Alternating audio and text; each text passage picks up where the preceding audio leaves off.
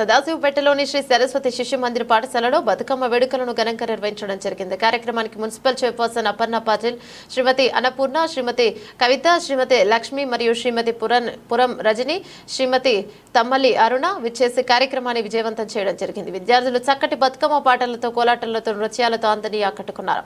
శ్రీ అపర్ణ పాటిల్ మాట్లాడుతూ శ్రీ సరస్వతి శిశు మందిర్లో ప్రతి పండుగ ఉత్సవంలో జరుపుకుని అందరికీ ఆదర్శంగా నిలుస్తారని, చక్కటి పాఠశాలలో శిశు మందిర్ మొదటి స్థానంలో ఉంటుందని, మన సంస్కృతి సాంప్రదాయాలతో పాటు చక్కని విద్యను ఇంగ్లీష్ మీడియంలో ఇవ్వడం చాలా గర్వంగా ఉందని, ఇక సదాశివపేటలో పాఠశాల ద్వారా ఎన్నో కార్యక్రమాలు చేస్తూ అందరి నోట్లో శిశు మందిరం ఉంటుందని, దానికి కారణం వారి క్రమశిక్షణ అని తెలిపారు. కార్యక్రమంలో ప్రధానాచార్యులు శ్రీ సంగమేశ్వర్ గారు, అలాగే ఆచార్యుల బృందం పాల్గొన్నారు.